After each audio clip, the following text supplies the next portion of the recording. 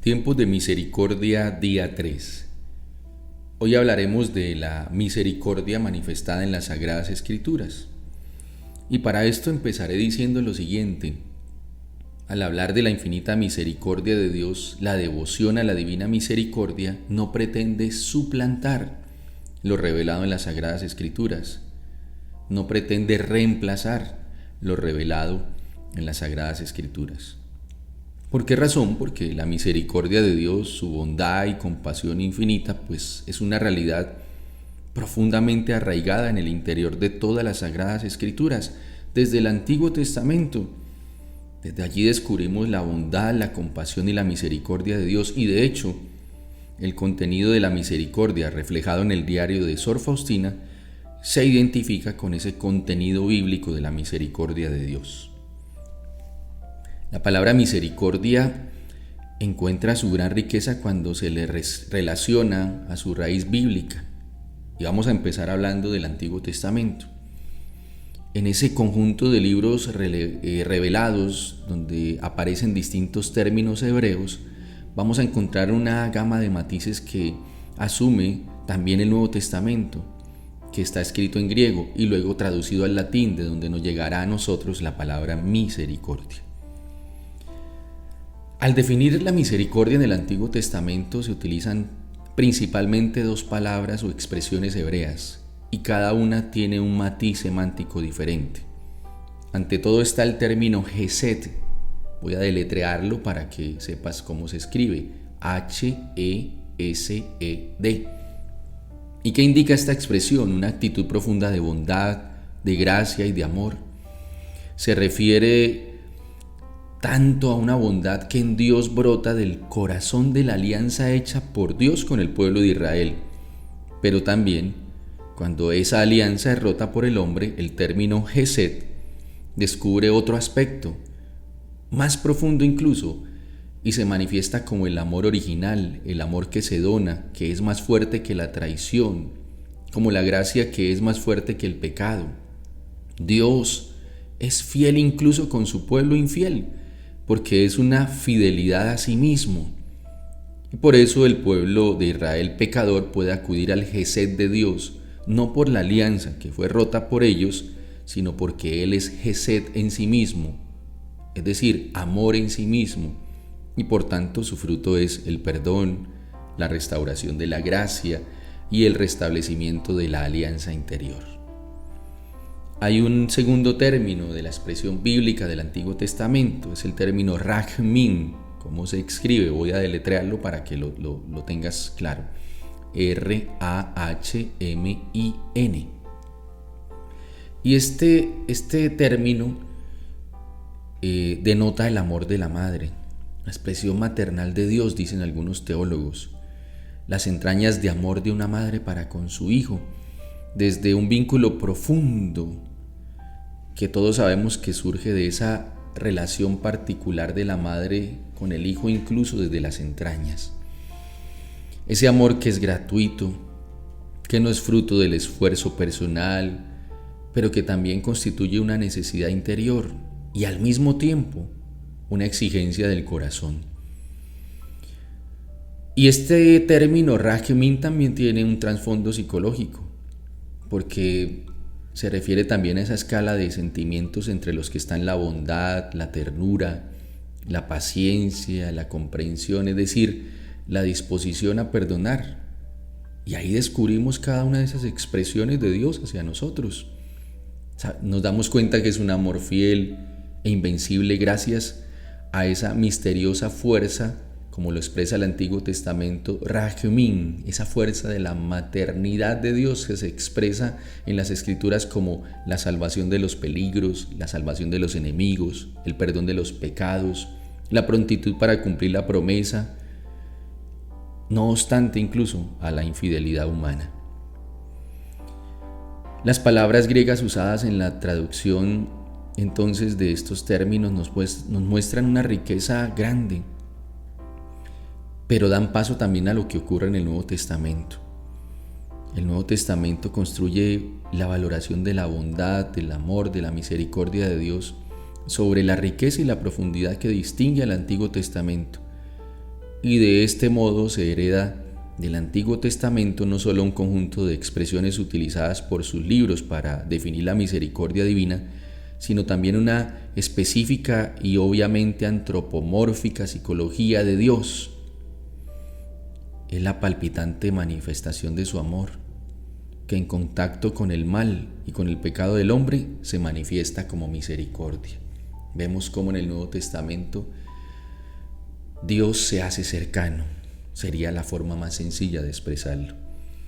Y en el Nuevo Testamento Cristo confiere un significado definitivo a toda la tradición del Antiguo Testamento sobre la misericordia divina. Ya no solo habla de ella y la explica usando semejanzas y parábolas, sino que además, ante todo, Él mismo la encarna y personifica.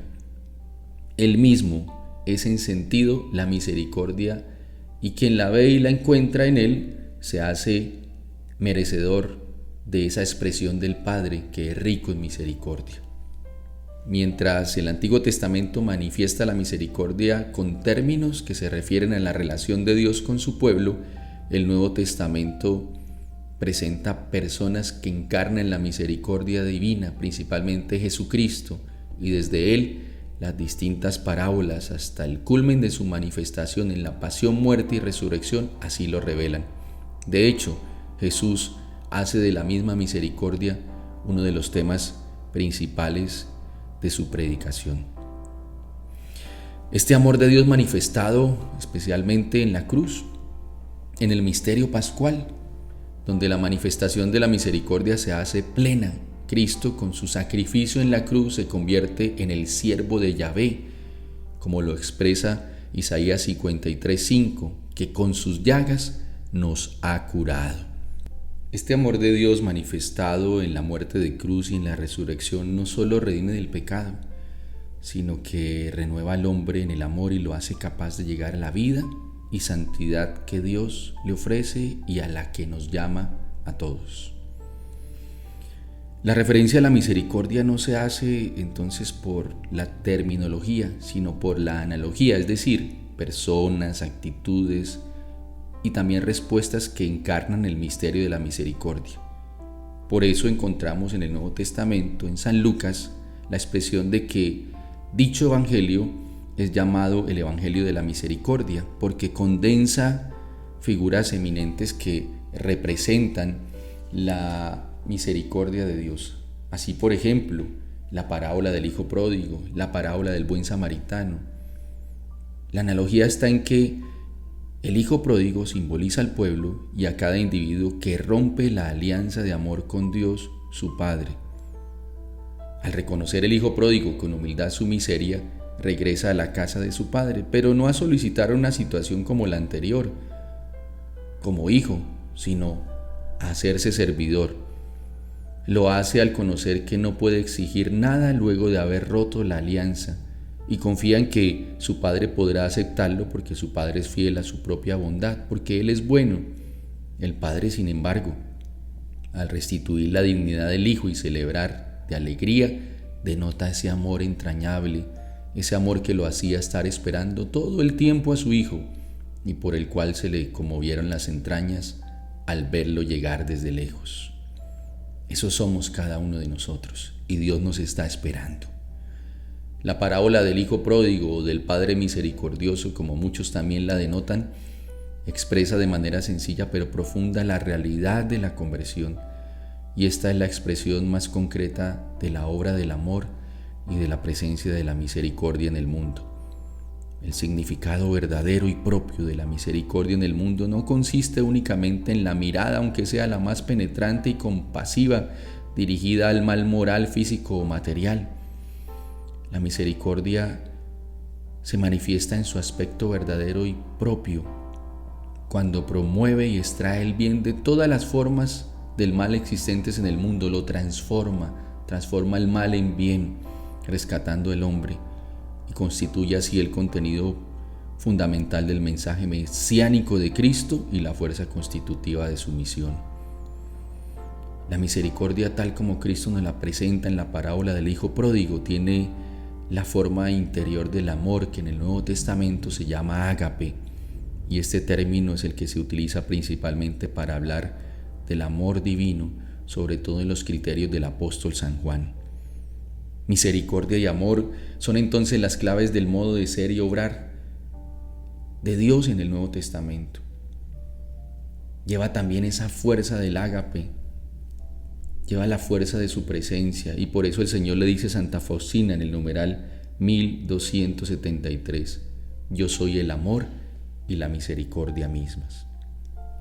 Y todo esto nos conduce a la palabra castellana misericordia, que proviene del latín miserum cor, que es la palabra compuesta por miser, miserum, que significa miseria, necesidad, y cor, cordia, que significa corazón, es decir, tener un corazón solidario con aquellos que tienen necesidad, pero también ese corazón de Dios que se acerca a nuestras necesidades.